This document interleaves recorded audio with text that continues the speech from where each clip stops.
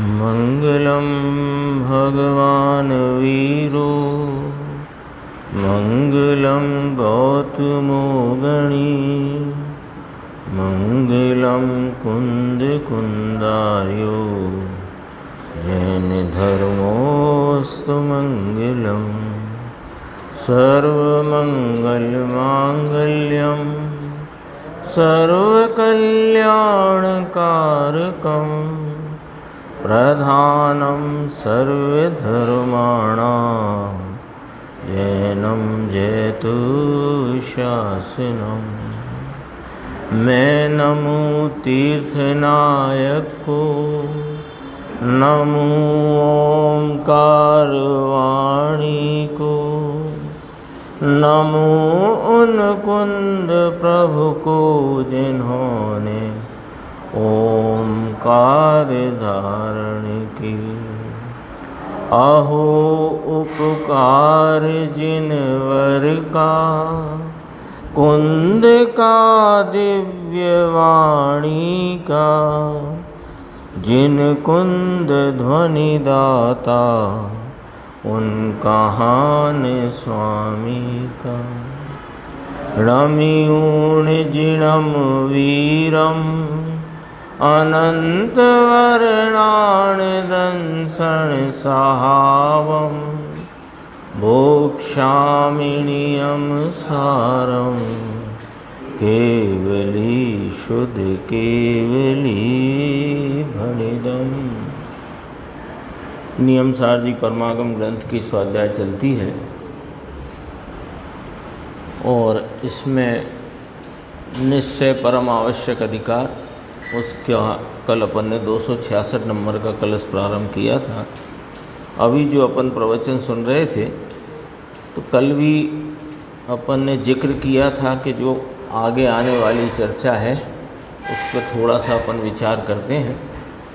विचार वैसे तो बहुत सरलता से गुरुदेव ने सारा विषय अपने सामने रखा है, पर एक स्मरण ही के लिए ही पुनः स्मरण हो जाए इस हिसाब से ही अपन चर्चा करते हैं।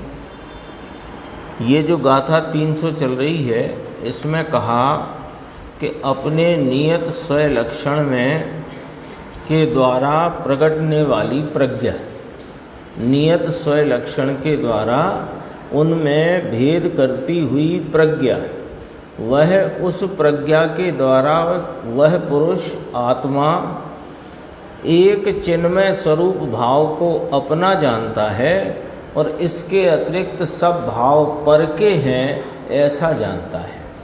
तो ऐसा जब वह जानता है कि एक चिन्मय भाव ही मेरा है और राग आदि व्यवहार रत्नत्रय आदि सब ही भाव पर के हैं, तो फिर वह पर के भावों को अपना कैसे कहे। तो गुरुदेव ने कहा था कहे माने कैसे माने, शैली लीक कैसे कहे, पर कहना ये है कि वह पर के भावों को अपना कैसे माने। कारण कि पर के भाव जो रागादि भाव हैं और आत्मा के स्वय स्वामी संबंध का असंभव है। ये स्वय स्वामी संबंध शक्ति गुरुदेव फरमाते थे 47 शक्तियों में 47वें नंबर की जो अंत में निरूपित की गई स्वय स्वामी संबंध शक्ति वह यहाँ से ली गई है। स्वय यानी रागादि भाव आत्मा का स्वय नहीं तो आत्मा उसका स्वामी नहीं, और चैतन्य भाव आत्मा का स्वय है इसलिए आत्मा उसका स्वामी है। तो रागादि भाव व्यवहार रत्नत्रय आदि जो कुछ भी परिणाम हैं वे आत्मा का स्वय नहीं होने से उसमें स्वय स्वामी संबंध का असंभव है। असंभव है माने हो ही नहीं सकता। इसलिए एक चिन्मय भाव ही ग्रहण करने के योग्य है और बाकी सब रागादि भाव छोड़ देने के योग्य हैं। ये पूरी गाथा का सार इतना आया है। अपन जो चर्चा करना चाहते हैं वो पेज नंबर 182 है, जिसमें अपना जो नियमसार ग्रंथ चल रहा है ना, इस ही की 6वीं गाथा की टीका करते हुए पद्म प्रबलधारी मुनिराज ने विद्यानंद स्वामी का एक श्लोक वहाँ पर उद्धृत किया है और उस श्लोक को यहाँ गुरुदेव श्री ने अपने सामने रखा, तो वो अपन देखते हैं।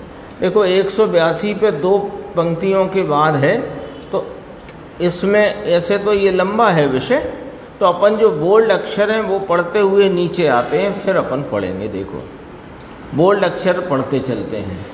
इष्ट फल की सिद्धि का उपाय सुबोध है। ये तो समझ गए निर्देश भाई। इष्ट फल क्या है? अपन सब क्या फल चाहते हैं कि अपनी आत्मा की परिपूर्ण प्रगटता अवस्था में हो, यह अपन चाहते हैं। तो इसका नाम है इष्ट फल। क्या चाहते हैं आप? क्या चाहते हैं? हम क्या चाहते हैं? भाई साहब क्या चाहते हैं? विचार करें, क्या चाहते हैं? यहाँ बैठे हुए प्रत्येक व्यक्ति क्या चाहता है? कोई कहे कि हम तो स्वर्ग चाहते हैं, तो फिर आपका यहाँ बैठना बेकार है, दूसरी क्लास में जाओ, ये क्लास आपके लिए नहीं है। यहाँ तो इष्ट फल की प्राप्ति, इष्ट फल यानी मैं चैतन्य स्वरूप आत्मा, अनंत गुणों का स्वामी, उन अनंत गुणों के वैभव को पर्याय में परिपूर्ण प्रगटता का अभिलाषी हूँ, ये ही मेरे लिए इष्ट है। तो ये कैसे होएगा? ये वाली बात यहाँ पर रखी गई है कि इष्ट फल की सिद्धि का उपाय सुबोध है, अर्थात मुक्ति की प्राप्ति का उपाय सम्यक ज्ञान है। और सुबोध नाम सम्यक ज्ञान सुशास्त्र से होता है, कहा ना।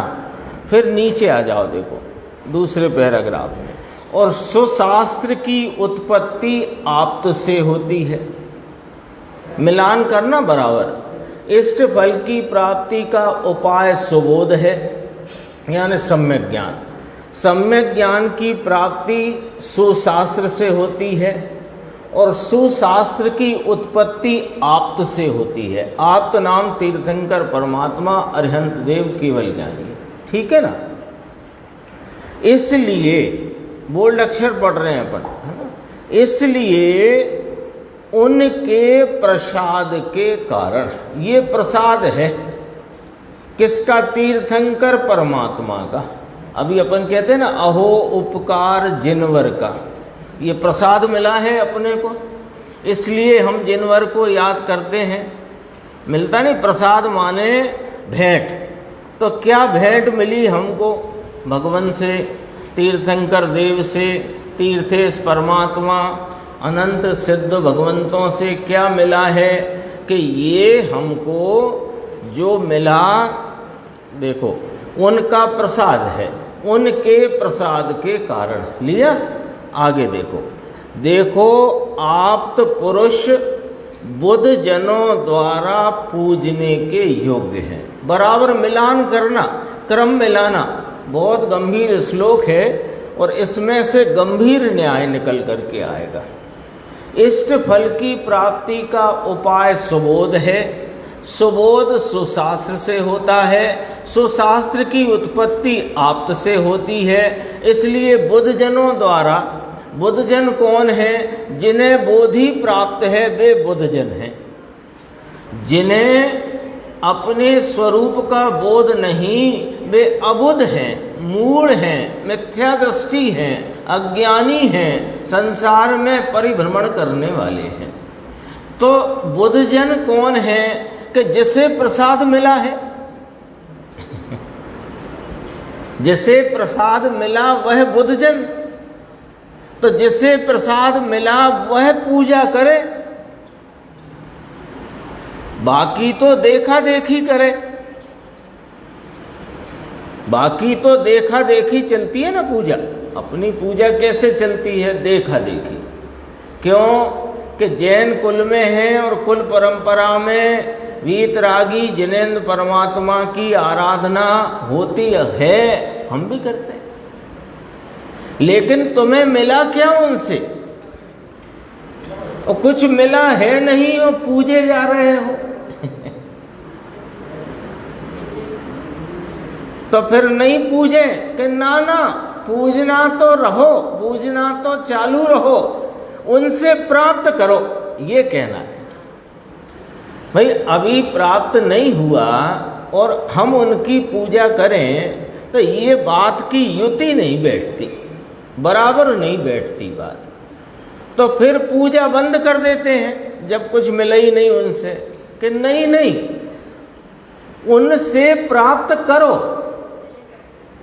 तो उनसे प्राप्त करो तो तुम्हें जो स्वरूप की प्राप्ति होएगी, तो उस स्वरूप की प्राप्ति में सहज ही पूजा का भाव होता है।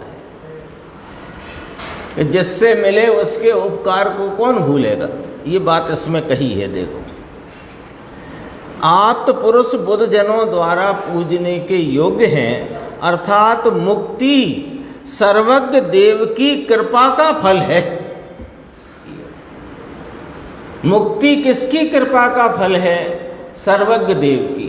क्यों? कि उधर से मिलाओ कि मुक्ति रूपी इष्ट फल की प्राप्ति का उपाय सुबोध है। सुबोध सुशास्त्र से होता है, सुशास्त्र की उत्पत्ति आप्त से होती है, आप्त नाम सर्वज्ञ भगवान।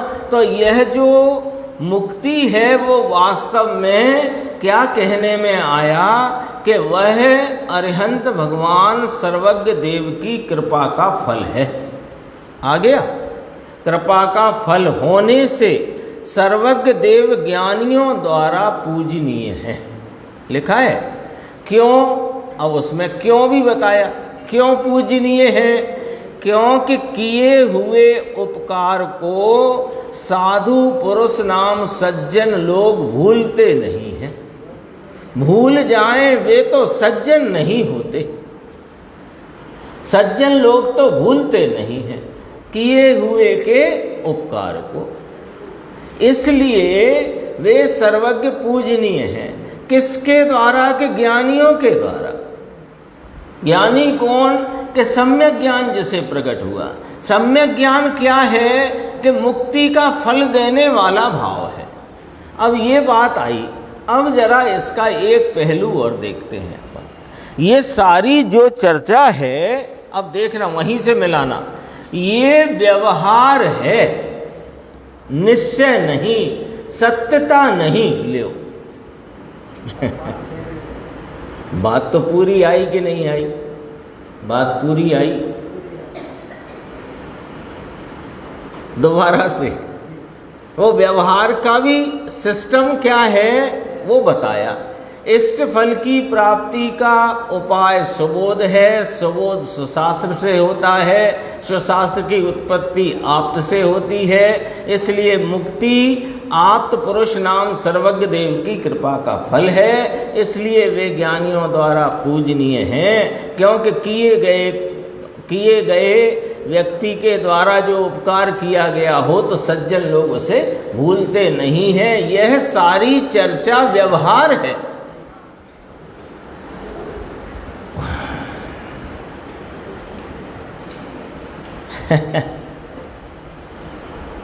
देखो लिखा कि नहीं, बोला गुरुदेव ने फरमाया, ये व्यवहार है, भगवान की वाणी निमित्त है। ज्ञान तो, ज्ञान माने सुबोध, जो मुक्ति का फल देने वाला सुबोध सम्यक ज्ञान, वह तो उस क्षण में स्वयं के वह उत्पन्न होने का जन्म क्षण है। तब वह अपने उस समय के क्षणिक उपादान भाव से उत्पन्न होता है। अब यहाँ उपादान शब्द का प्रयोग क्यों किया? कि इतने निमित्तों की चर्चा करी तो यहाँ ये भी तो पता लगना चाहिए कि निमित्त ये है तो उपादान क्या है। और जब उपादान का पता लग गया तो ये सब निमित्त है, ये पता लग जाएगा। इसलिए शास्त्र से ज्ञान नहीं होता और शास्त्र की रचना सर्वज्ञ से नहीं होती। ये क्या बात हो गई कि देखो, ज्ञान नाम सम्यक ज्ञान तो उस क्षण में स्वयं को वह उत्पन्न होने का जन्म क्षण है, यानी ज्ञान की, सम्यक ज्ञान की, पर्याय की उत्पत्ति का जन्म क्षण है। तब सामने सुशास्त्र जो कि सर्वज्ञ देव की का निमित्त जिनमें है, सुशास्त्र निमित्त है सामने और सुशास्त्र में सर्वज्ञ देव निमित्त हैं।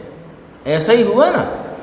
तो सामने वह निमित्त हैं, कहाँ गया, निमित्त कहे जाते हैं। जन्म क्षण यानी उस सम्यक ज्ञान रूप पर्याय का जन्म, उसके जन्म क्षण में उस समय के क्षणिक उपादान से हुआ है, अपने से हुआ है, स्वयं से होता है, निमित्त से नहीं, वीतराग की वाणी से नहीं और वीतराग से भी नहीं।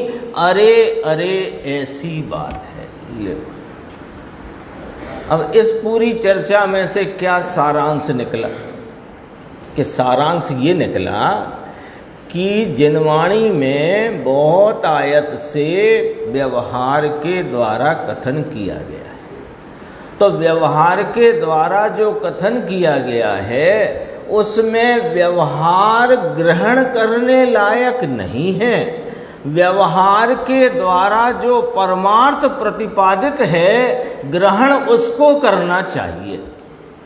ये इसका सारांश है। अभी कहेंगे गुरुदेव, देखो नीचे यहाँ कहा गया है, विद्यानंद स्वामी के एक श्लोक की यहाँ चर्चा चलती है, जो श्लोक 900 वर्ष पहले पद्म प्रमलधारी मुनिराज ने नियम सारजी ग्रंथ की 6वीं गाथा की टीका करते हुए उद्धृत किया है। उसकी बात चल रही। क्या कहा है वहाँ पर कि सुशास्त्र से या आप्त से होती है और सुशास्त्र से सुबोध होता है, इससे ज्ञान होता है। यशपाल जी, एक तरफ तो ये लिखा हुए विद्यानंद स्वामी ने, विद्यानंद स्वामी कौन है? जिन्होंने तत्वार सूत्र की बहुत विशाल टीका करी है, अष्टसहस्त्री जिन्होंने लिखी है ना। तो वो विद्यानंद स्वामी ने एक तरफ ये बात करी, फिर इसका नकार करना, ये क्या मामला है? ये क्या मामला है? एक तरफ यह लिखा होए फिर इसका नकार करना बापू, तो कहते हैं व्यवहार के वचन कोमा और निश्चय के कैसे वचन होते हैं, प्रश्नवाचक।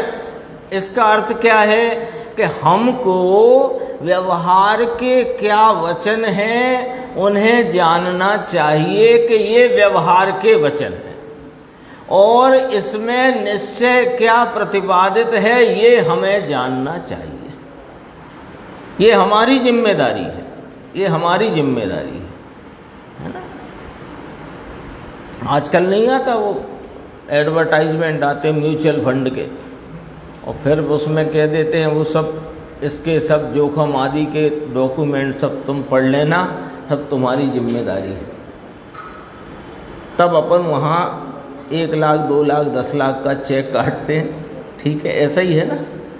तो यहाँ भी कहते हैं कि यदि तुम्हें अपने आत्मस्वरूप को पहचानने का कार्य करना है तो जिनवाणी के अभ्यास द्वारा इस तत्व का निर्णय करना।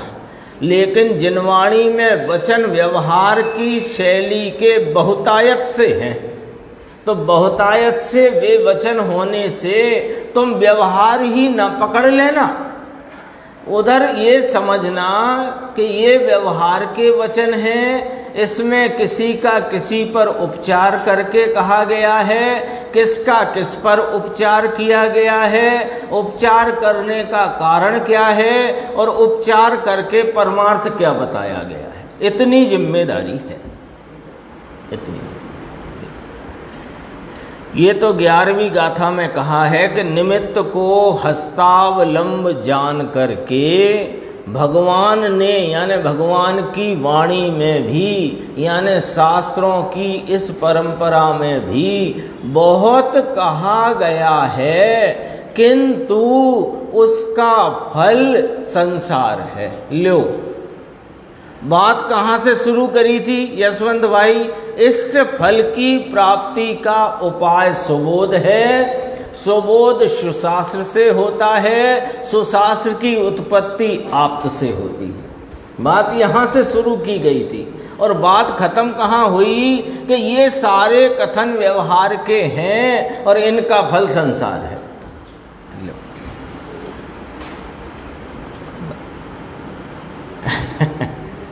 माथा घूम जाए तो क्या नहीं घूमेगा? कैसे कि उसकी तरकीब है, तरकीब है तो आपको कहीं इसमें अटपटाहट लगेगी नहीं। क्या तरकीब है कि देखो, जगत का प्रत्येक अणु अणु स्वाधीन है, जगत में अनंत जीव हैं, सब अपनी स्वाधीन सत्ता में रहते हुए परिणमित हो रहे हैं। सबका अपना अपना उस समय का परिणाम उसके जन्म क्षण में स्वतः अपनी योग्यता से होता है, किसी निमित्त से होता नहीं, अरे उसके ही द्रव्य गुण से नहीं होता। जब यह सिद्धांत का स्तंभ आप अपने ख्याल में खड़ा रखोगे तो जब यह वचन आएगा कि इष्ट फल की प्राप्ति का उपाय सुबोध है, ठीक बात है, सुबोध मेरा परिणाम है और इष्ट फल भी मेरे ही परिणाम को प्राप्त होएगा, लेकिन सम्यक ज्ञान की प्राप्ति, वो सुबोध की प्राप्ति शास्त्र से होती है। अब यहाँ से अपने को समझ में आना चाहिए, सम्यक ज्ञान जीव की पर्याय और शास्त्र जड़ वस्तु। तो दो द्रव्यों से एक कार्य की बात कही जा रही है, बस हम समझ गए यहीं पर के ये व्यवहार है, बस हम तुरंत समझ गए कि ये व्यवहार से बात कही गई है। और सुशास्त्र की उत्पत्ति यानी वह जड़ शब्दों की उत्पत्ति सर्वज्ञ के द्वारा हुई, तो सर्वज्ञ तो केवल ज्ञान स्वरूप अनंत चतुष्टयधारी अपने परिणति में लीन रहने वाले, वे जड़ की उत्पत्ति करेंगे। अरे हम समझ गए ये व्यवहार की बात है, तो ये व्यवहार करा ही क्यों गया है कि निमित्त का ज्ञान कराने के लिए। ये शैली है इसकी। देखो नीचे भी कहा, निमित्त को हस्तावलंब जानकर, टीका जानकर, निमित्त देखकर शास्त्र में बहुत बातें करी हैं, किंतु उसका फल संसार है। कठिन बात यहाँ कहते हैं सुबोध होता है, शास्त्र से होता है, और यहाँ कहते हैं सुबोध अपनी ज्ञान की पर्याय से होता है, तब शास्त्र को निमित्त कहा जाता है। ये वाली बात है। गुरुदेव के व्याख्यान को सुनने पढ़ने को निमित्त कहा जाता है, उससे सम्यक ज्ञान किसी को नहीं होने वाला, ध्यान रखना, किसी को नहीं होने वाला। तो ना सुने तो सुनो कि ना सुनो, पहले तो ये सुनो कि उससे नहीं होएगा।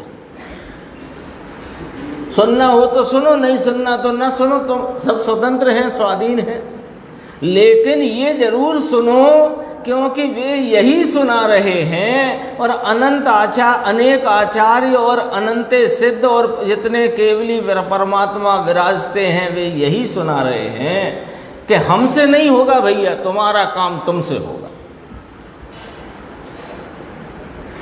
लेकिन उसमें जिसका हुआ है उसमें निमित्त कौन था, जिसको हो रहा है उसमें निमित्त कौन है, जिसको होगा उसमें निमित्त कौन होगा, इसकी बात हम आपको बताए देते हैं। बस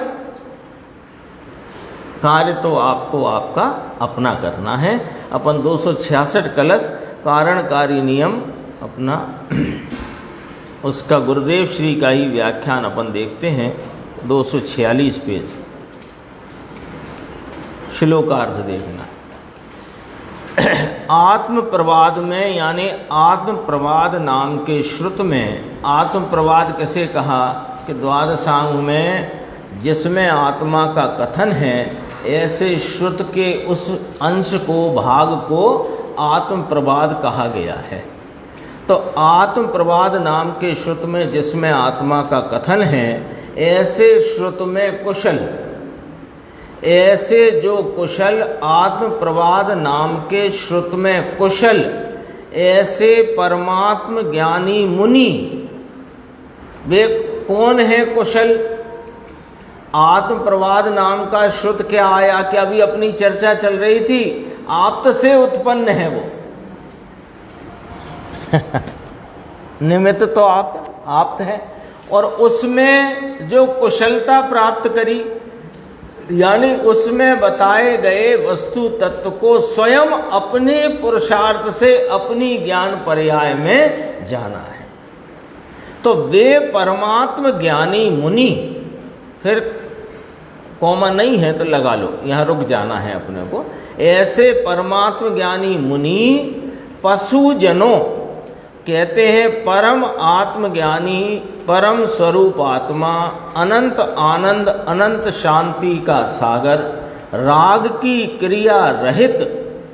कौन सी राग की क्रिया? तो सुना देते हैं, जिस भाव से तीर्थंकर गोत्र बंधे, ये राग की क्रिया से रहित प्रभु आत्मा है। किसका? कि जिनकी परिणति में यह परिणाम होए उनका भी, और जिनकी परिणति में ये परिणाम न होए उनका भी। सब आत्माएं इस राग भाव की क्रिया से, इस विकल्पात्मक वृत्ति से रहित है सदा काल। तो ऐसा रागादि से रहित, अपने को निर्मल पवित्र ज्ञान चैतन्य स्वरूप जिसने जाना माना और उसकी आराधना कर रहे हैं, वे हैं परमात्म ज्ञानी। तो परम आत्मज्ञानी मुनि पशुजनों द्वारा, ऐसे मुनिराज पशुजन द्वारा, पशुजन कहा। अब पशुजन किसको कहा? कि जो धर्म को नहीं समझते हैं और विरोध करते हैं, यह सब ढोर जैसे हैं, पशु जैसे हैं। पशु जन, दो शब्द है, दो शब्द मिलाकर एक शब्द कहा, पशु जन। पशु तो त्रियंच को, ढोर को कहते हैं, जानवर को कहते हैं, मवेशी को कहते हैं, और जन लगाया, जन मनुष्य को कहते हैं। तो पशु जैसे मनुष्य, वे कौन हैं? उनकी कुछ व्याख्या तो बताओ, किसको आप पशुजन कह रहे हो? कि जो धर्म को समझते नहीं हैं। क्या नहीं समझते? कि धर्म धर्मी के आलम्बन से होता है, धर्म अन्य के आलम्बन से नहीं होता, अन्य के आलम्बन से राग होता है। फार्मूला है, धर्मी के अवलंबन से धर्म होता है, अन्य के आलम्बन में राग होता है। राग को अधर्म कहते हैं और अपने आनंद रूप पवित्र भाव को धर्म कहते हैं। ठीक है?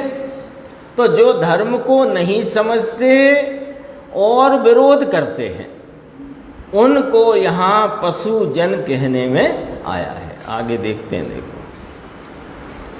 पेज नंबर 247, ये ऊपर आया ना, बीच में जो बोल्ड अक्षर हैं, पशु जन द्वारा करने में आते हुए भय को छोड़कर। हमें क्या? उनका भय। इस प्रकार से जो वास्तविक तत्व के आलम्बन से उत्पन्न होने वाले धर्म को, उसके स्वरूप को जो समझते ही नहीं, हमें उनका काहे का भय? जो समझते ही नहीं, उनसे काहे का भय? तो कहा उनके भय को छोड़कर और वह जो प्रसिद्ध, पहली प्रसिद्ध लिखा ना, वह जो प्रसिद्ध सकल लौकिक जल्प जाल। ये सकल लौकिक जल्प जाल किसे कहा कि प्रशस्त अप्रशस्त वचन रचना रूपी जो विकल्प वृत्ति है उसे यहाँ लौकिक जल्प जाल कहा है। उसकी खुलासा देखना। स्वयं तो लिखते हैं, ल्यो मुनिराज पद्म प्रमलधारी देव स्वयं कलश, एक एक गाथा पर दो दो कलश, नौ कलश स्वयं तो लिखते हैं। तो कहते हैं भैया लिखने की क्रिया भले होए, आत्मा से लिखा नहीं जा सकता, आत्मा इसको छूता नहीं, वाणी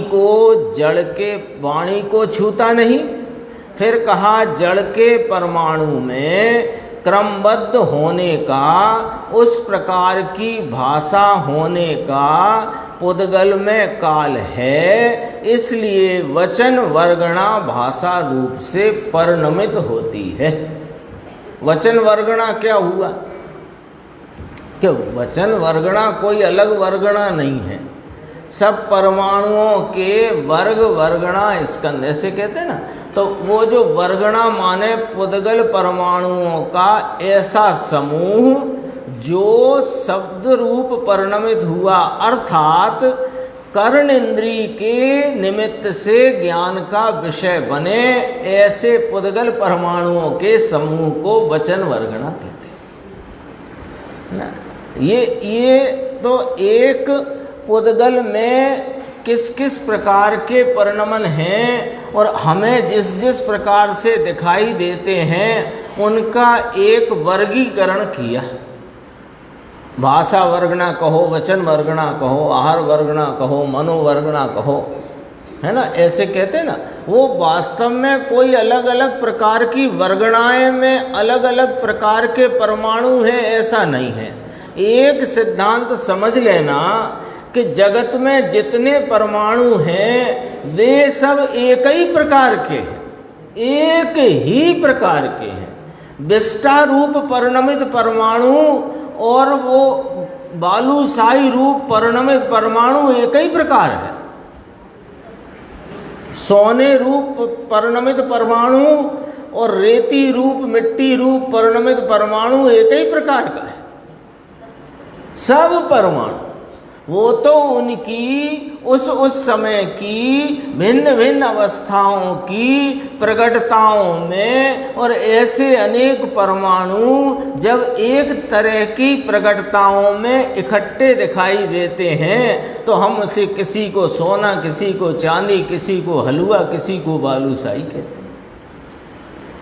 ऐसा ही परमाणु सब एक से, सब एक से। जो अरिहंत परमात्मा तीर्थंकर परमात्मा की देह में जो परमाणु उनके साथ संयोग में जो देह है, और वो कौन सी देह कहलाती है? परम औदारिक। वो परम औदारिक देह में रहा परमाणु और यहाँ मिट्टी के रूप में पड़ा हुआ परमाणु एक ही प्रकार का है। हाँ, इसीलिए मैंने वो बात कही। कहते हैं वो कौन सा स्त्रोत है अपना? भक्तांबर स्त्रोत, उसमें कहा गया है वो भक्ति के वश कहा गया है ना। वो भक्ति के वश कहा कि जगत के जितने उत्कृष्ट परमाणु थे वे सब यहाँ आपके इस देह के संयोग में हैं। ये भक्ति की बात है। अब वही तो बात है कि व्यवहार को समझना पड़ता है, क्योंकि परमाणु अलग अलग जाति के नहीं। इतनी बात अपन ने इस पर से उठाई कि वचन वर्गणा शब्द आया ना, तो वचन वर्गणा और आहार वर्गणा, मनोवर्गणा, ऐसे वर्गणाओं के जो प्रकार कहे वे वास्तव में वो तो उस प्रकार के समूह अलग अलग प्रकार के देखे जाते हैं, तो उनका एक प्रकार से अपने समझने समझाने के लिए वर्गीकरण किया गया है। बाकी कोई आहार वर्गणा वाले परमाणु अलग प्रकार के फैक्ट्री के हैं या अलग प्रकार की डिजाइन के होते हैं कि ना ना ना, ऐसा नहीं है ना। जो कोई परमाणुओं का क्या स्वभाव है चंद्रेश भाई कि मिलना बिछुड़ना, हो सकता है कि आहार वर्गणा में रहा परमाणु निकल करके वचन वर्गणा में चला जाए तो वो वचन वर्गणा कहलाएगा, स्कंद उस पर्याय। देखो आगे बढ़ती है बात अपनी।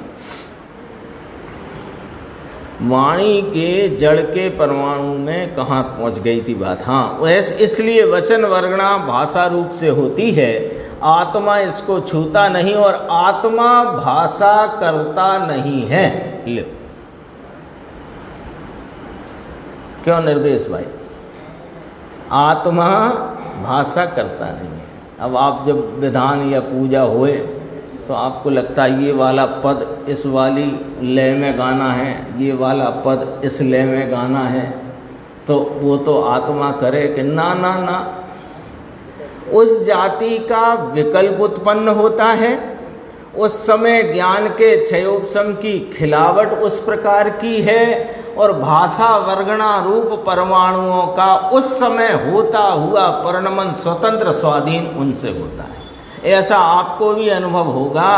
आप चाहते थे विकल्प में किसी और प्रकार से और निकल पड़ता है किसी और प्रकार से। हो जाता है। क्यों हो जाता है? अपन करता नहीं है इसलिए हो जाता है। लिया ना, देखो आत्मा भाषा करता नहीं, ले हंसमुख भाई। अब पूरे दिन करना, पैसा धूल धाम, एक द्रव्य अपने गुण और पर्याय इसको स्पर्शता है, किंतु दूसरे द्रव्य की पर्याय को दूसरे द्रव्य को छूता नहीं, स्पर्शता नहीं, तो फिर वाणी को आत्मा छूता नहीं। तो ये वाणी है, ये कहती है, वाणी कहती है कि वाणी को आत्मा छूता नहीं, क्योंकि वाणी में स्वयं पर कहने की ताकत है और आत्मा में स्वयं पर जानने की ताकत है। नीचे देखना, सकल लौकिक जल्प जाल वचन समूह को तजकर शाश्वत सुखदायक, शाश्वत सुख के देने वाले भगवान एक निज तत्व को प्राप्त करते हैं, बीत राग को प्राप्त करते हैं और पंच परमेष्टि को प्राप्त करते हैं। ये नहीं पर द्रव्य को प्राप्त करते हैं, ये राग है। ऐसा करके निज तत्व को प्राप्त करते हैं। कैसा करके? कि लौकिक जनों के, पशु जनों के भय को छोड़कर, लौकिक जल्प जाल को तजकर शाश्वत सुखदायक, शाश्वत सुखदायक, ये शब्द को बराबर पकड़ना। शाश्वत माने सदाकाल, सुखदायक सुख देने वाला कौन है?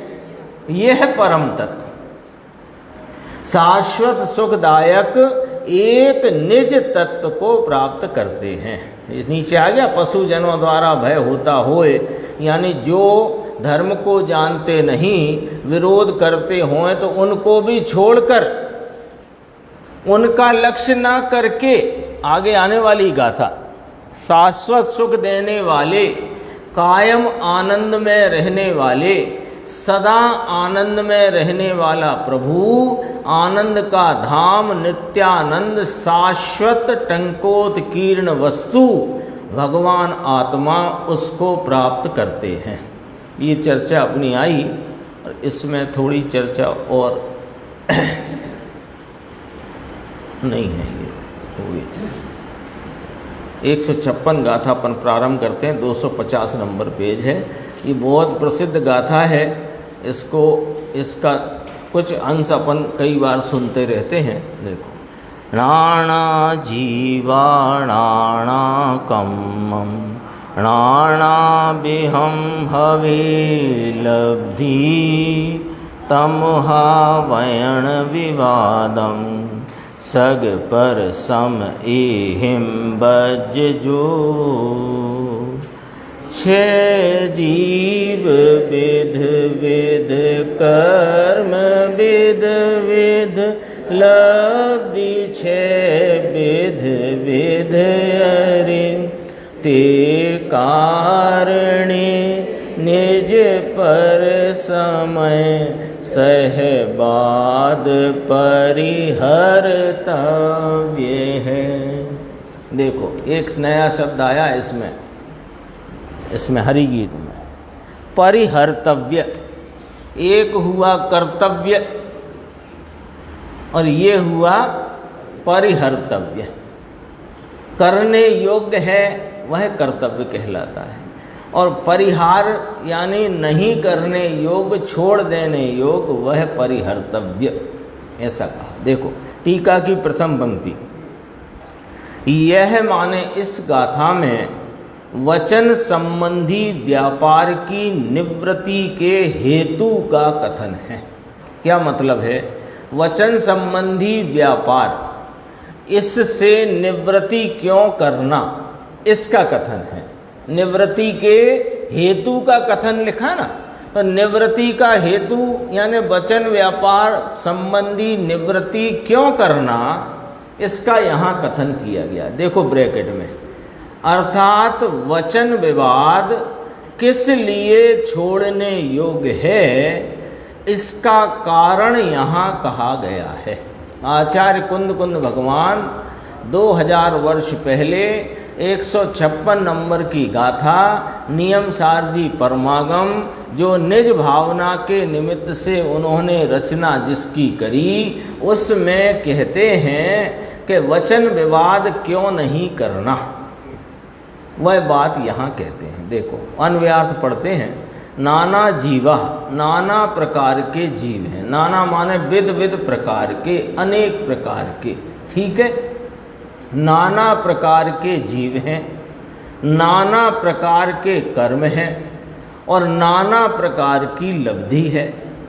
इसलिए स्वय समयों और पर समयों के साथ, यानी स्वय धर्मियों और पर धर्मियों के साथ वचन विवाद वर्जनीय नाम वर्जन करने के योग्य है। वर्जनीय है क्यों? तो हेतु कहा यहाँ पर कि ये जो जगत है इसमें बहुत प्रकार के जीव हैं, चर्चा करेंगे टीका में, और बहुत प्रकार के कर्म निमित्त में हैं। कर्म है तो उनसे जीव को कुछ होता है ये नहीं कहना है। अनेक प्रकार के जीव हैं, तो अनेक प्रकार के जीव कैसे हो गए? जीव तो एक ही प्रकार का होता है। कैसा? ज्ञाता दृष्टा सहज आनंद स्वरूप। ये अनेक प्रकार के कैसे हो गए? प्रश्न आया, प्रश्न आया अपने सामने।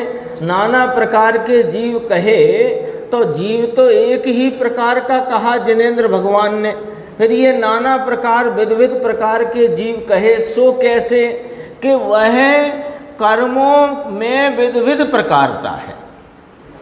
कर्मों में विध विध प्रकारता है। 108 प्रकृतियां मुख्य कहीं, 148 उनकी उत्तर प्रकृतियां, तो विध विध प्रकारता है। और उसमें अनेक प्रकार के अनुभाग आदि से पढ़ने वाले बहुत सारे भेद है ना। 148 तो नाम से गिन लोगे आप, लेकिन उनमें अनुभाग आदि के हिसाब से भी कितने भेद पड़ जाएंगे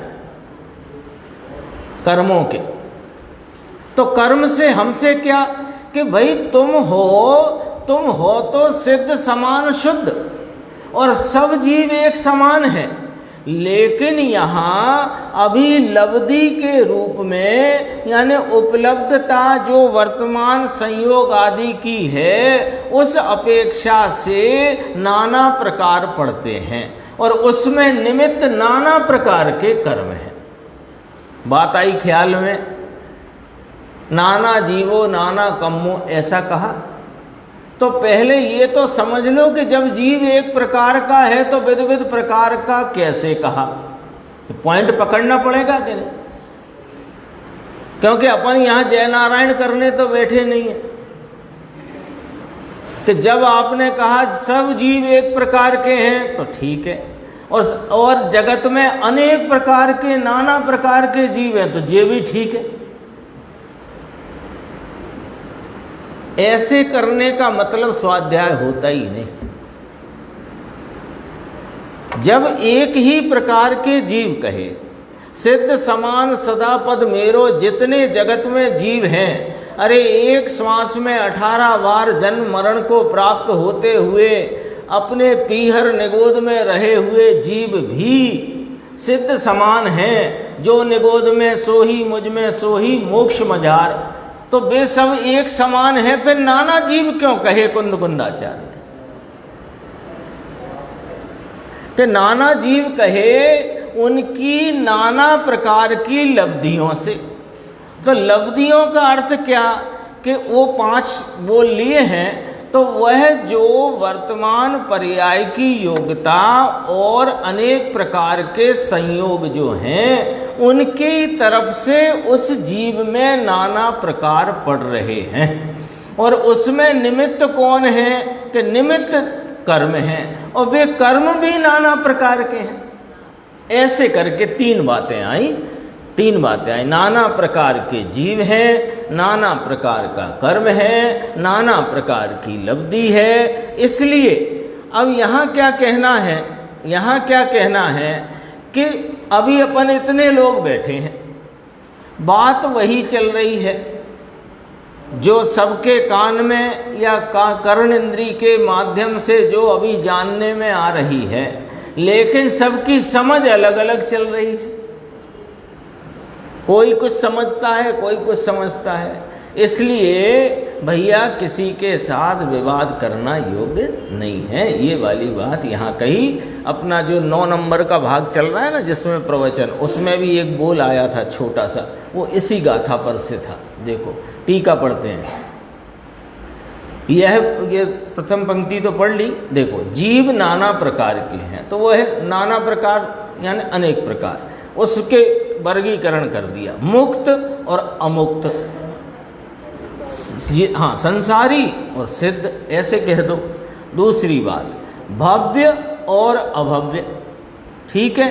अब 2 प्रकार कर दिए, मुक्त और अमुक्त, ठीक है। अब जो मुक्त हैं उनमें भव्य भव्य की बात ही ना रही। अब जो अमुक्त हैं उनमें 2 प्रकार कहे, भव्य और अभव्य। अब जो संसार में हैं, भव्य होए कि अभव्य होए। अब जरा इधर से आई बात कि त्रस और स्थावर 2 प्रकार पड़े। तो कहा 2 इंद्री, 3 इंद्री, चतुरेंद्री, पंचेंद्री, संगी, पंचेंद्री, असंगी, ऐसे भेदों के कारण त्रस जीव 5 प्रकार के हैं। और पृथ्वी, पानी, अग्नि, वायु और वनस्पति, ये 5 प्रकार के स्थावर जीव हैं, ठीक है। तो ये जीव के नाना प्रकारता यहाँ पर संक्षेप में बता दी, संक्षेप में बता दी। जीवों का वर्गीकरण कर दिया, मुक्त और अमुक्त। अमुक्त में भव्य और अभव्य, और जो अभी संसार में हैं वे त्रस के 5 प्रकार कहे और स्थावर के 5 प्रकार कहे, ठीक है। अब देखो, भविष्य काल में स्वभाव अनंत चतुष्टयात्मक सहज ज्ञानादि गुणों रूप से भवन नाम परिणमन के योग्य जीव वे भव्य हैं। लो, यहाँ परिभाषा उसकी व्याख्या पूरी करी। ऐसी नहीं कही यहाँ पर कि जो सिद्ध शिला को जाएंगे वे भव्य हैं, ऐसी नहीं करी। क्योंकि सिद्ध शिला को जाना तो सिद्ध शिला में तो निगोदिया भी जाता है, नहीं जाता,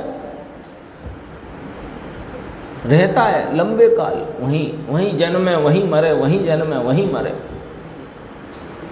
क्योंकि ये जो 14 राजू ब्रह्मांड है, 14 राजू माने 14 राजू उतंग, 343 घन राजू, इसमें इतने जीव हैं कि उसमें ऐसे सुई डालो ना तो अनंत जीवों को पार करे। सुई भी जो बारीक हो तुम्हारे पास, इतने जीव ठसाठस भरे हैं। थोड़ा समझना हो तो काजल की डिब्बी में जो काजल भरा होता है ना, अपन मोटी से मोटी निगाह मोटी बात कर सकते हैं समझने को, वो भी बहुत मोटी बात है काजल की बात भी। तो ऐसे अनंत जीव में भव्य कौन कहलाए, वो व्याख्या करी कि भविष्य काल में जो स्वभाव कैसा है, स्वभाव अनंत चतुष्टयात्मक किस प्रकार का स्वाभाविक ज्ञानादि गुण रूप है, उसके परिणमन रूप जो जीव हैं वे भव्य हैं। और इससे विपरीत जो जीव हैं वे वास्तव में अभव्य हैं। लो कितनी सरल सीधी व्याख्या। आगे, द्रव्य कर्म, भाव कर्म और नौ कर्म ऐसे भेदों के कारण अथवा 8 मूल प्रकृति और 148 उत्तर प्रकृति रूप भेदों के कारण अथवा तीव्रतर तीव्र मंद और मंदतर उदय भेदों के कारण कर्म नाना प्रकार के हैं। आ गया ना? तो कोई के कर्म 148 प्रकार के ही हैं कि नहीं? नहीं, सुनो, 148 उसकी मूल 8 प्रकृति, 148 उत्तर प्रकृति और उसमें मंद मंदतर तीव्र तीव्रतर आदि उसके उदय भेद पढ़ते हैं कि नहीं पढ़ते? तो कितने हो गए? क्या अनेक प्रकार। कर्म नाना प्रकार का है। जीवों के सुखादि की प्राप्ति रूप लब्धि, काल, करण, उपदेश, उपशम और प्रायोगिकता रूप भेद। ये लब्धि है ना, तो जैसे लब्धि माने सुखादि की प्राप्ति रूप लब्धि काल के कोई जब किसी प्रकार का भाव प्राप्त होना है, कोई संयोग प्राप्त होना है, कोई परिणमन है, उसकी काल लब्धि है। ठीक है, तो उसमें फर्क पड़ रहा है ना।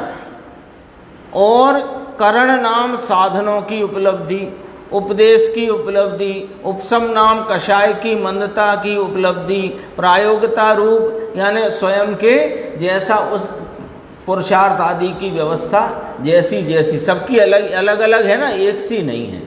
तो वो सब जीवों के संयोग, उनके परिणमन, उनके परिणमन की काल लब्धियाँ आदि में अनेक भेद पड़ते हैं।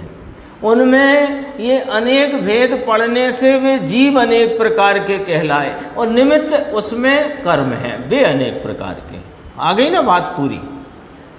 इसलिए परमार्थ के जानने वालों को, यानी मैं चैतन्य स्वभावी एक चैतन्य स्वरूप भगवान आत्मा हूँ, ऐसा जानने वालों को, यह संयोगों को नहीं देखने वालों को वास्तव में तो स्वय समय और पर समय माने स्वधर्मी परधर्मियों के साथ वाद करना, वाद नाम वाद विवाद करना योग्य नहीं है। भावार्थ 3 पंक्ति हैं, देखो। जगत में जीव, उनके कर्म, उनकी लब्धियाँ आदि अनेक प्रकार के हैं, इसलिए सर्व जीव समान विचार के होएं वह बनना असंभवित है। इसलिए पर जीवों को समझा देने की आकुलता करना योग्य नहीं है। स्वयं आत्म अवलंबन रूप निज हित में प्रमाद न हुए ऐसा रहना ये ही कर्तव्य है। इस पे गुरुदेव के व्याख्यान की चर्चा अपन आगे की स्वाध्याय में करें।